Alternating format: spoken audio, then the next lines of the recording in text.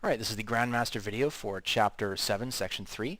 The first critical thinking problem says, what is the y-intercept of a line with a slope of negative 2/3 and an x-intercept of 9? Okay. Now I'm actually going to demonstrate two different methods to solve this, one using slope point form and the other one using slope-intercept form. Okay, so for the first one method I'm going to use slope point form. So recall slope point form is y minus your y value equal to your slope times x minus the x value. That's slope point form. All right, so they didn't give you a coordinate directly, but when you say x-intercept of 9, the word x-intercept, that tells you something. Okay, that means automatically that y is 0. Okay, so the point they've actually given you is this. X is 9, y is 0. So they just kind of disguised it.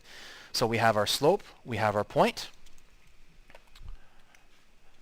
and so we get y minus 0 equals negative 2/3 x minus 9.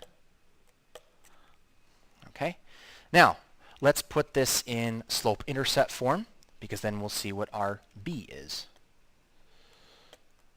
Okay, so y minus 0 is just y. Now, negative 2/3 times x is just negative 2/3 x. That was easy. Now I have negative 2/3 times negative 9. Well, I know my answer is going to be positive. So what's 2/3 times 9? Well, the 9 over 3, that reduces to 3. So this actually becomes a 6. Okay? So now this is of the form y equals mx plus b. So there's my y-intercept. It's 6. All right.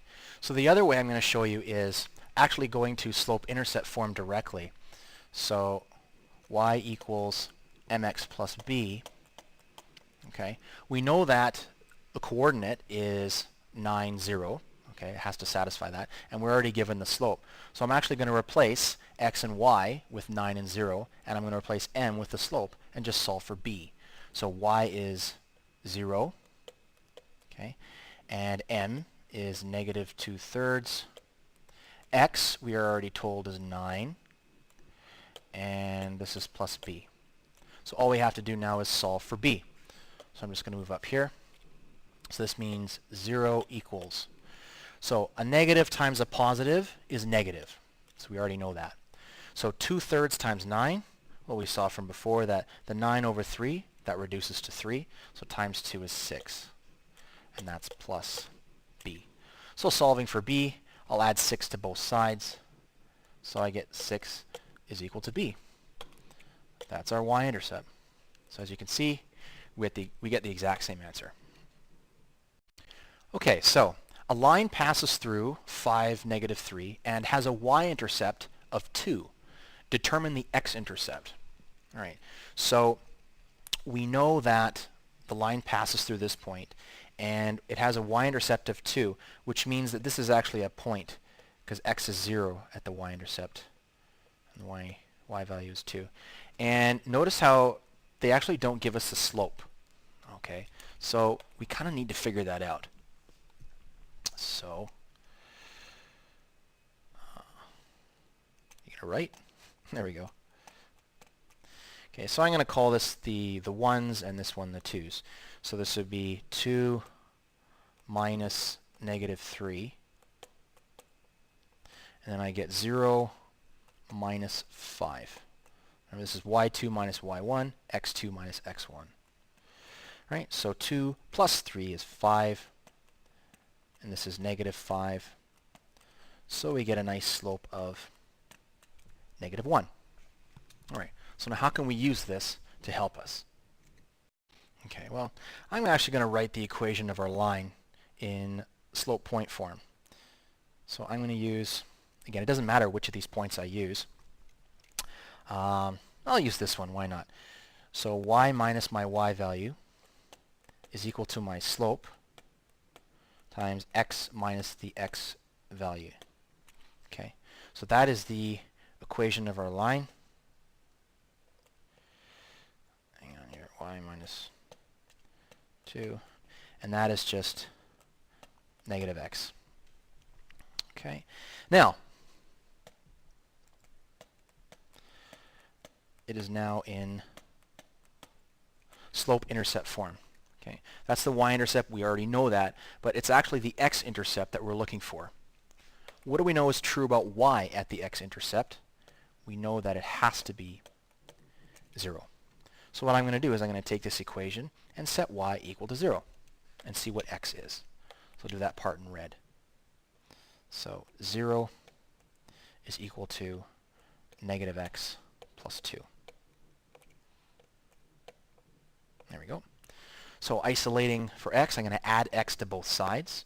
So that gives me x is equal to 2. So that is the x-intercept. The full coordinate, where you'd have to plot it, would be 2, 0. Last question. The lines y equals negative 1/2 x minus 6 and y equals 2x plus 4.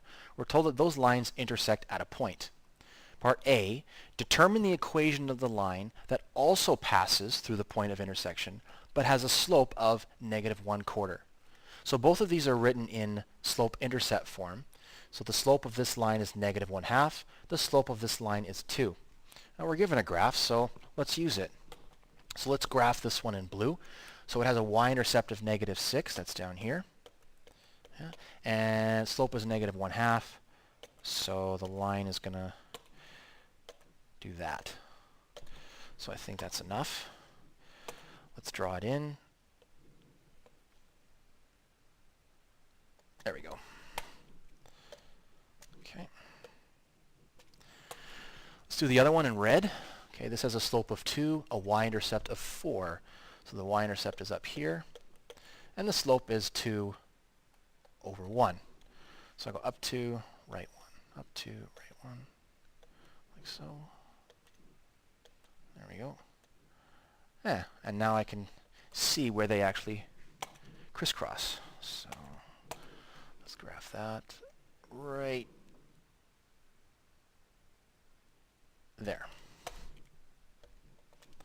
Okay, so we're told they intersect at a point, and they sure do, right there.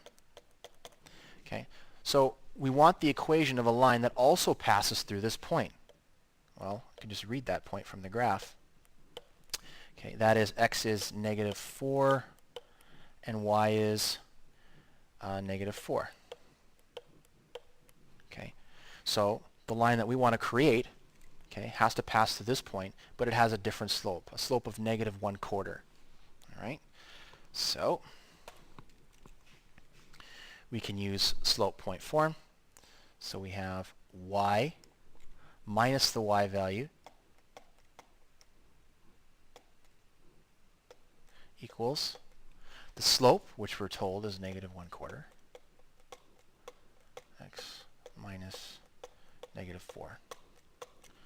Let's just tidy that up a bit. So that's y plus 4 equals negative 1/4 x plus 4. Okay, so that is the equation of our line. It actually doesn't even ask us to graph it, but you know what? I'm going to graph it anyway.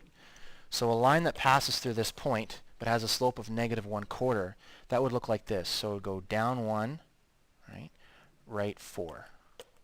Down 1, right 4. Down 1, right 4. No harm in graphing it, so we can see what this line is doing. And it does that. It's reasonable. So that's the line right here. All right, so part B, it asks us to express this black line, or this equation up here, in slope-intercept form. So for that, we solve for y. All right, so let's solve for y. Write it out one more time. Okay. So to get it into slope-intercept form, not only do we need to solve for y, we need to expand out these brackets. So let's do that first. So negative 1/4 times x is just negative 1/4 x. But negative 1/4 times 4, well, first of all, a negative times a positive is negative. So that we know. So let's forget about the signs. 1/4 times 4. Well, the 4's just cancel and you're just left with 1. So now we can subtract 4 from both sides, left and right. So that's why it disappears here. And subtracting 4, that gives us negative 5. Okay, and that's what we would expect to get because we have our slope, negative 1/4, and notice how it crosses the y-axis here at negative 5. And lo and behold, there's our y-intercept. What is the y-intercept? We just talked about it. So the y-intercept is negative 5. Specifically, where is it located? Well, x is 0, y is negative 5. And there we go.